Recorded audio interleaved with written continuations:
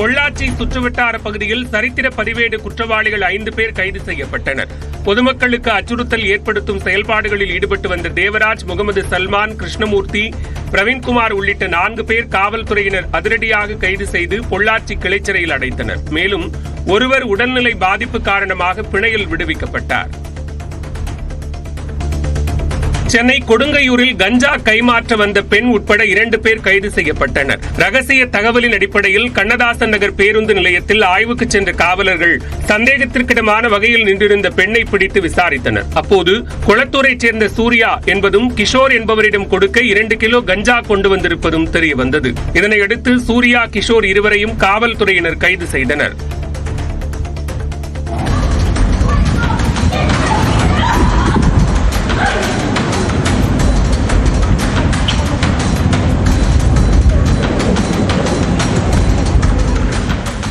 கனடாவில் ரயில் நிலையத்தில் நின்றிருந்த இந்திய மாணவியை மர்ம நபர் ஒருவர் கழுத்தை நெரிக்கும் அதிர்ச்சி காட்சிதான் இது.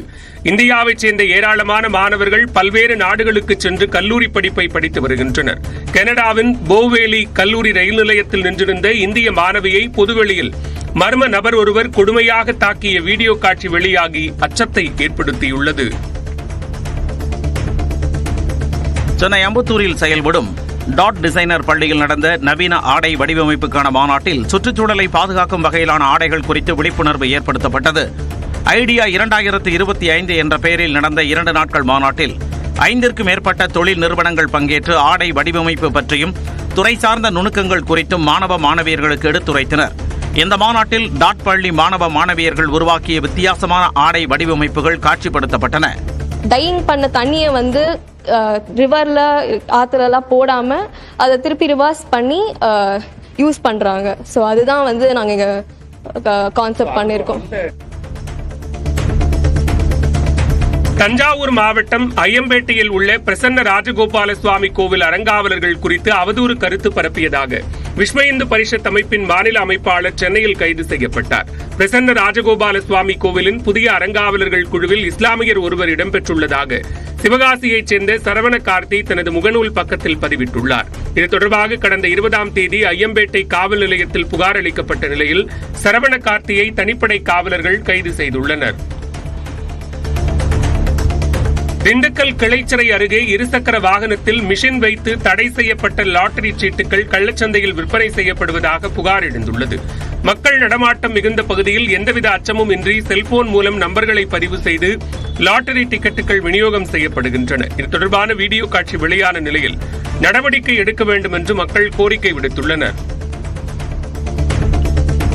நிலுவையில் உள்ள ஊதியத்தை உடனே வழங்கக் கோரி 100 நாள் வேலை திட்ட பணியாளர்கள் ஈரோடு மாவட்ட ஆட்சியர் அலுவலகத்தை முற்றுகையிட்டனர். கடந்த 4 மாதங்களாக ஊதியம் வழங்கப்படவில்லை என்றும் ஆட்கள் குறைப்பு போன்ற நடவடிக்கைகள் மேற்கொள்ளப்படுகிறது என்றும் குற்றம் சாட்டினர். உடனே ஊதியத்தை வழங்கக் கோரி 100 நாள் வேலை திட்ட பணியாளர்கள் ஆட்சியரிடம் மனு அளித்தனர்.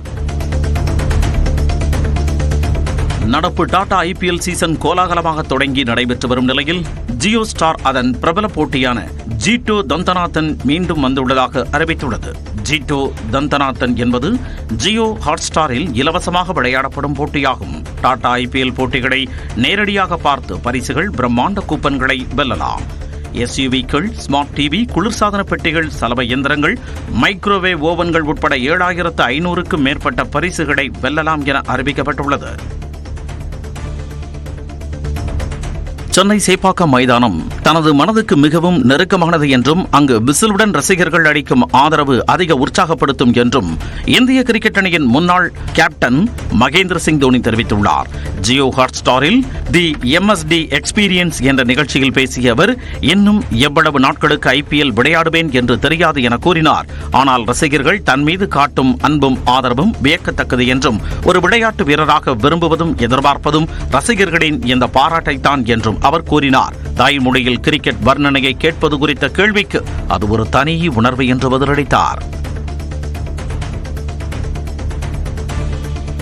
சீர்காழியில் தந்தை இறந்த துக்கத்திலும் மகன் 11ஆம் வகுப்பு பொதுத் தேர்வு எழுதச் சென்றது உறவினர்களுக்கு நிகழ்ச்சியை ஏற்படுத்தியது.